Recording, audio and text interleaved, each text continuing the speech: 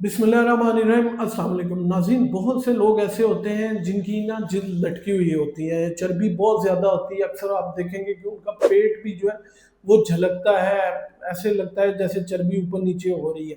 वो आपने देखा होगा उनके मसल्स भी यहाँ से जो है वो बहुत ज़्यादा लटके हुए होते हैं, चर्बी ऐसे ढीली हो रही होती है। इसको नेचुरली और कुदरती आप एक कप पीने के साथ किस तरह ठीक कर लेंगे। मेरा नाम है डॉक्टर उन्नीस खालिद और मैं as a medical specialist Gujranwala medical college में काम कर रहा हूँ। और अगर आपको ये मसला है तो आज की इस वीडियो को मुकम्मल देखें। किसी भी क्वेश्चन की सूरत में आप वीडियो के एंड पे कमेंट्स में मुझसे पूछ सकते हैं। नाज़रीन, आज मैं आपको बताऊंगा कि वो कौन सी चीज़ें आप इस्तेमाल करके अपने जिस्म को जो है वो चर्बी जो है इजाफी चर्बी उसको ख़त्म कर सकते हैं। सबसे पहले दिन में आपने अपने मेटाबॉलिज्म को बढ़ाना है, मतलब जो आप खा रहे हैं उसको तवानाई में तब्दील करना है। उसके लिए आपने क्या करना है, सुबह उठ के खाली पेट 1 कप पानी को गर्म करना है।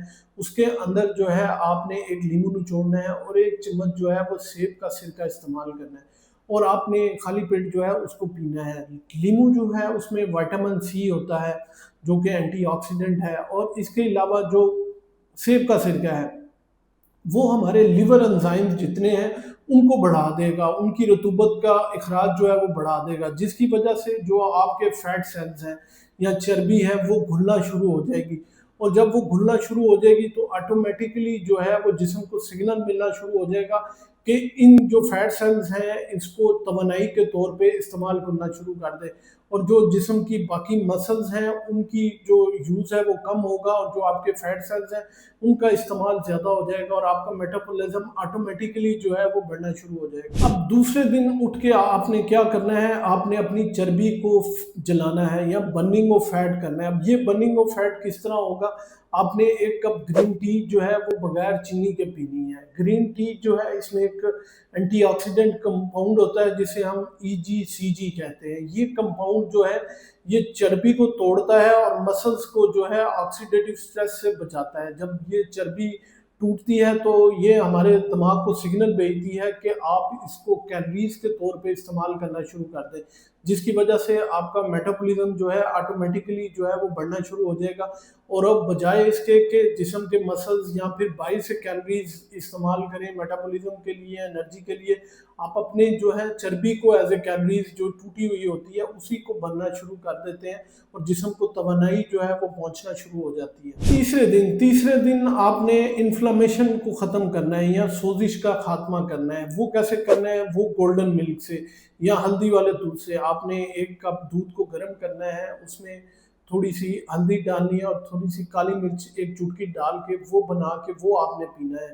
हल्दी के अंदर करक्यूमिन नामी एक प्रोटीन होती है जो कि पावरफुल एंटीऑक्सीडेंट है।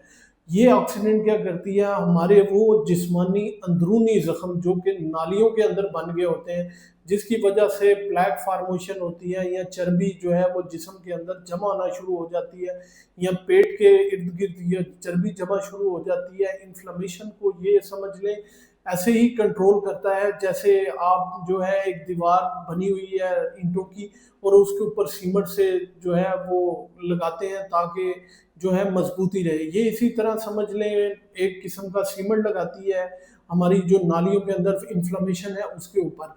तो ये सोजिश को कंट्रोल करती है और चर्बी को जमा नहीं होने देती और जिस्म के अंदर इस्तेमाल करती है एज ए कैलोरीज और ये सिग्नल भेजती है कि आप जो है अपनी चर्बी को जलाएं। चौथे दिन आपने जो है अपनी एपिटाइट को या भूख को कंट्रोल करना है। अब आपने भूख को किस तरह कंट्रोल करना है, आप जो है 1 चम्मच बेकिंग सोडा लेके उसको एक नीम गर्म पानी करके उसके अंदर डाल के वो पी लें।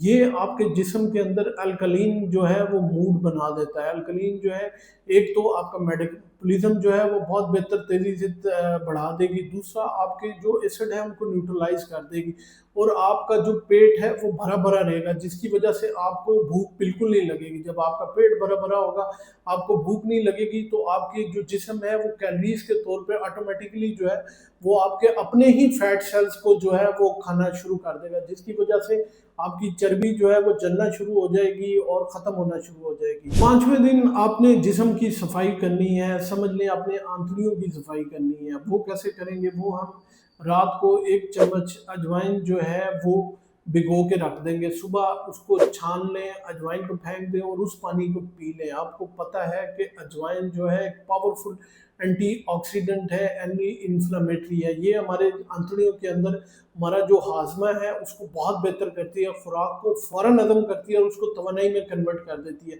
जिसकी वजह से आपको कब्ज़ नहीं होती, आपकी हवा खारिज रहती है और आपको खाना खुल के आता है और आपका पेट जो है वो फ़ौरन कम होना और स्वाद लगना शुरू हो जाएगा और आपकी जो चर्बी है वो कैलोरीज जो है वो इस्तेमाल होना शुरू हो जाएगी। छठे दिन जो है वो आपने जो है बर्निंग ऑफ फैट या फल समझ लें फैट को तवानाई में कन्वर्ट करना है, तवानाई बनानी है। ये किस तरह बनाएंगे?